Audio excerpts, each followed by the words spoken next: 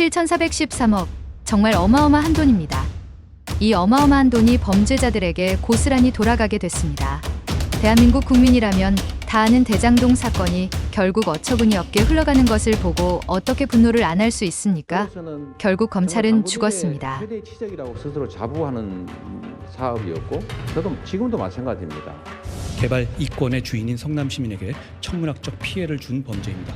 단군 일의 최대 치적이 아니라 단군 일의 최대의 손해라는 말이 어울린다 하겠습니다.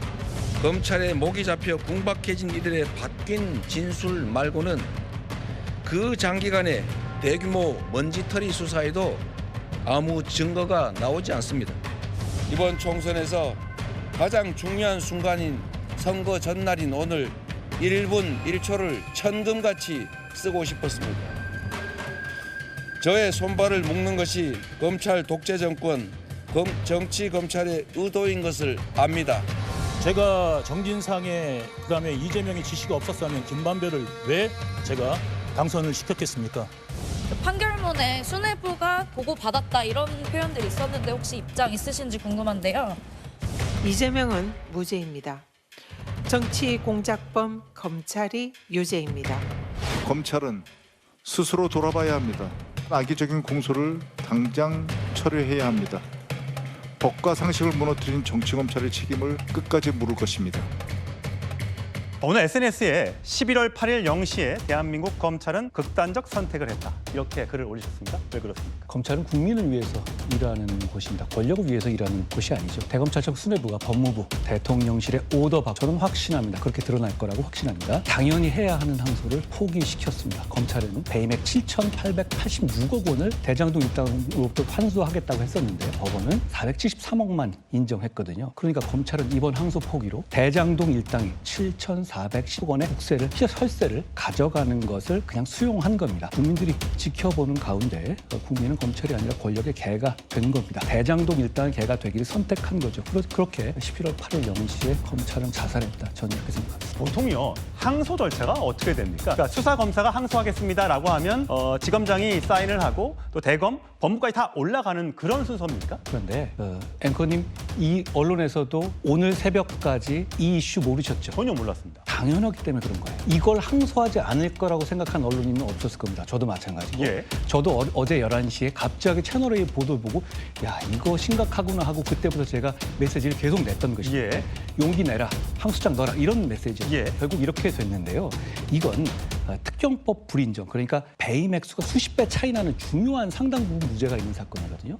이런 사건에서 특히 배임죄처럼 피해자가 있는 사건에서 검찰 항소 안 한 경우 없습니다. 특히 피고인들은 다 항소했잖아요. 예. 이렇게 되면 2심에 가서 검찰이 얘기하는 7,886억 원이 다 인정된다 하더라도 추징액은 불이익 변경 금지 원칙 때문에 불이익 변경 금지 원칙이 뭡니까? 항소심에 갔었을 때 검찰이 항소하지 않으면 1심보다 더 피고인들에게 불리한 변경을 할 수가 없는 겁니다. 아, 예. 그러니까 항소심에서 7,886억 원이 배임이다라고 하더라도 우리가 환수할 수, 대장동 일당으로부터 환수할 수 있는 액수는 473억밖에 못하는. 와, 그럼 나머지 돈을 다 환수를 못한다고 하면 그 피고인들이 나중에 형을 살고 나오면 다 가져가게 되는 거예요? 자, 그러니까 저는 이 포기는 단순한 포기가 아니라 이 자체가 국민에 대한 배임적 성격이 있다고 생각해요. 누가, 이 피해자는 국민 아닙니까? 성남 시민 아닙니까? 누가 7,413억 원을 자기들 마음대로 권력자 눈치 보고 포기하라고 시켰습니까? 저는 이 대통령실, 법무부, 대검 관계자들, 중앙지검 관계자들 다 감옥 갈 일이라고 확신합니다. 이재명 대통령과 관련돼서 지금 민주당에서는 다 무죄라고 하지 않습니까? 대장동 재판이 제기돼도 무죄다. 그런데 지금 거기에 동의하십니까? 무죄면 재판 받으면 되는 거 아니에요? 예. 제가 어디서 얘기했는데 무죄면 그냥 재판 받으면 뭐 주위에서 얘기하는 것처럼 뭐 헌법 개헌해서 대통령 2번 할 수 있는 거 아닙니까? 무죄가 아니니까 저렇게 날뛰는 거예요. 이 얘기 언제부터 나오냐? 지난 금요일 판결 선고 때부터 뭐 재판 중지법이니 이런 얘기 계속 돌고 있잖아요. 그건 뭐냐면 자기들도 유죄, 중형 선고라는 걸 아는 겁니다. 그러니까 여러 가지 극단적인 방법으로 민주주의를 무너뜨리고 사법부의 결정을 막을 방법들을 찾고 있는 것이다라는 말씀드립니다. 과연 그럼 이런 무지막지한 결정을 누가 했을까? 오늘 노만석 검찰총장 대행이 이렇게 밝혔습니다. 대장동 사건은 법무부의 의견을 참고해서 항소 않기로 했고 그건 내가 결정을 했다. 라고 이야기를 하고 있습니다. 일선 검찰청의 보고를 받고 통상의 중요 사건 경우처럼 법무부의 의견도 참고한 후에 해당 판결의 취지 및 내용, 항소 기준, 사건의 경과 등을 종합적으로 고려해서 항소하지 않기로 했다. 이는 검찰총장이 저의 책임하에 중앙지검장과 협의를 거쳐 숙고를 내린 결정이다. 이렇게 이야기했고 구성원 여러분 이런 점을 헤아려 주시길 바랍니다. 라고 이야기를 했어요. 자, 그리고 중앙지검장 사퇴한 중앙지검장에서 미안함과 감사의 마음을 전한다. 이렇게 이야기를 했습니다. 자, 그런데 항소도 하지도 않고 바로 사의를 표명했던 정진우 뭐라고 이야기했는지. 자, 정진우는 이 대검 이 본인은 반대를 했다라는 이야기를 했습니다. 항소 폭행 대검과 의견이 달랐다. 책임지려고 사의한다.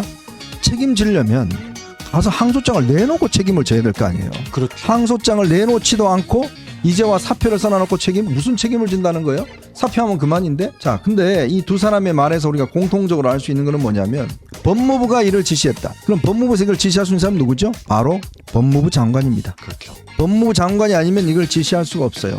자, 그러면 이 사건은 결국은 이재명 대통령의 동기인 법무부 장관이 이걸 결정을 했고, 그렇다면 이거는 대통령의 뜻과도 연결될 수가 있을 겁니다. 즉 대장동 사건에 대해서 이거를 공소 취소를 지금 할 수 없으니까 공범들에 대해서 아예 이렇게 특혜를 줘버린 결정을 결국은 법무부 장관이 했고 노만석이라고 하는 검사 같지 않는 검사놈이 결국은 이거를 받아들였다라고 이야기를 하고 있습니다.